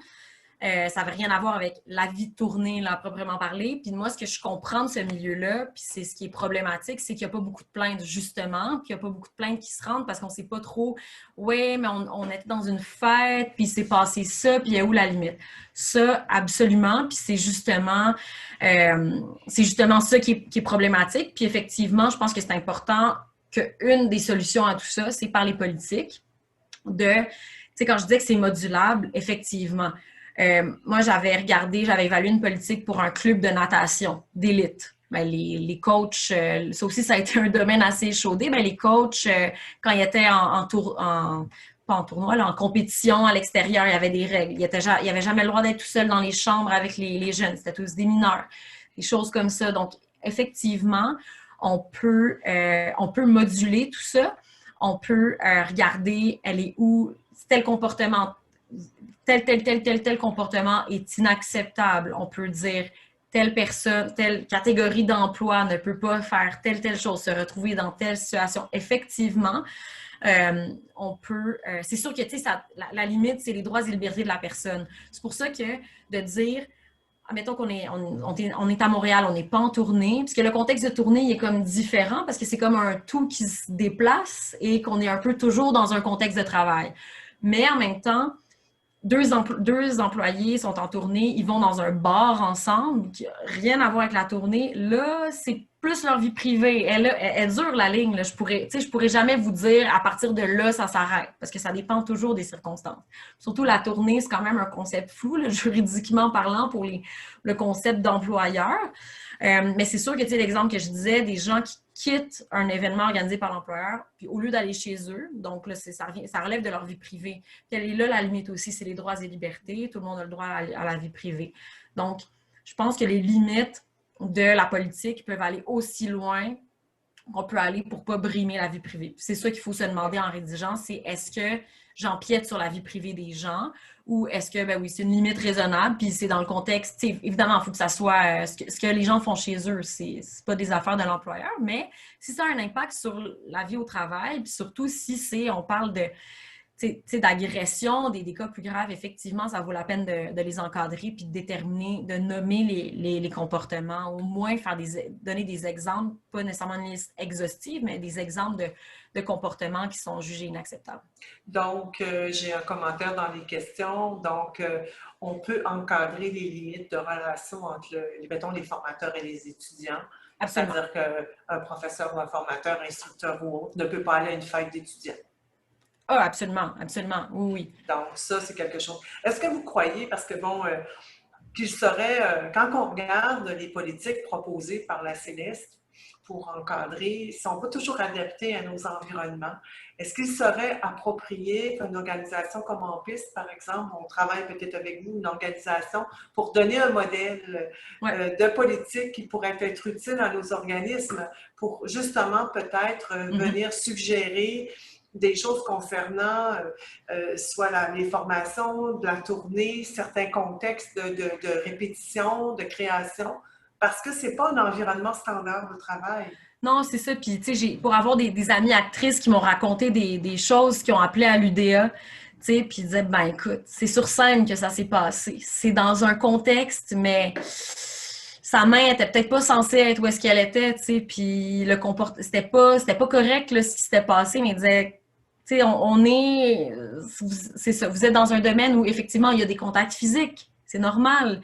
Si c'est, tu sais, j'ai fait de la danse tout mon secondaire, ben c'est sûr que quand on faisait des pas de deux, on avait des mains un peu partout, tu sais, puis c'est correct, c'est normal, sauf que elle est où la limite? Puis effectivement, je pense que parce que il n'y a pas il y a pas de jurisprudence qui nous aide. On a tout fait là, pour en trouver. Il y a eu beaucoup de recherches, puis c'était pas concluant.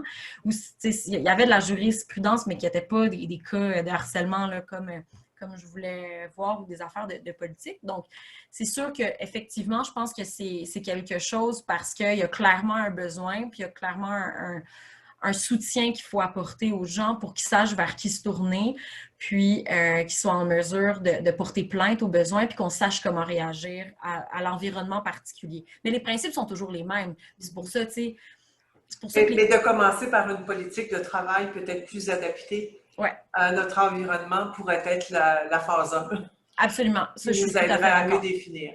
Ouais. Alors, j'ai une autre question parce que le temps file, il est déjà 13h30. Alors, si nous avons une politique contre l'abus, le harcèlement et la violence, ainsi qu'une autre politique pour prévenir les violences de caractère sexuel, est-ce que c'est conforme à la loi? C'est une question qui me vient de mettre. Oui, en fait, ben, c'est que selon moi, ça remplit le but. C'est juste que c'est important, en fait, que ça soit juste nommé que le harcèlement inclut le harcèlement sexuel. C'est vraiment juste ça, qu'on comprenne que ça couvre les deux, puis que le processus est inclus, que ça soit de nature psychologique ou sexuelle. Mais oui, si les politiques sont complètes en soi, il faudrait juste qu'il y ait peut-être la mention, mais évidemment, je n'ai pas vu les politiques, mais oui, ça me semble suffisant. Là. Alors, j'inviterai peut-être l'audience. Il reste encore des participants avec nous, la majorité en fait. Est-ce qu'il y a une dernière question? Si jamais les gens, je les invite à la formuler maintenant. Alors, ça a été riche en informations. Je pense que ce que je retiens, c'est que d'abord, d'avoir une bonne politique qui peut couvrir l'ensemble des situations et émettre des directives de l'organisme face à notre tolérance au comportement et comment faire des plaintes, comment être encadré, etc. Je pense que ça commence là. Et avoir des mécanismes en cours de route pour accompagner, je pense, le personnel dans les différentes situations. Puis je retiens aussi que si on a des doutes, on peut faire enquête. Oui, absolument. Puis aussi, je rajouterais que c'est pas parce que c'est pas du harcèlement que le comportement est acceptable. Parce que comme je vous disais, le seuil du harcèlement, il est vraiment élevé. Là. C'est assez impressionnant. C'est sûr que dès qu'on parle d'attouchement ou de gestes plus graves de nature sexuelle, le seuil est moins élevé, là, on se comprend. Sauf que c'est assez étonnant des fois ce qui a été fait, puis qu'on juge qu'effectivement, non, il n'y a pas eu de harcèlement. Donc, mais c'est pas que c'est pas acceptable pour autant. C'est juste que le harcèlement, ben, il est établi par la loi, puis il y a des critères qui doivent être remplis, puis tous les critères doivent être cochés pour que ce soit du harcèlement. Donc, c'est ce qui fait que c'est dur des fois. Oui. Alors, bien, c'est le mot de la fin pour se dire que c'est complexe, oui. cette notion de harcèlement et divers contextes à considérer. Alors, je vous remercie infiniment pour cette présentation. Je suis convaincue que ça nous a ouvert et appris certaines choses et puis on n'hésitera pas là, à faire. Je suis convaincue que nos compagnies vont vouloir s'assurer qu'on a exactement des environnements sains et exempts de toute forme d'harcèlement. Merci beaucoup. Ça fait plaisir.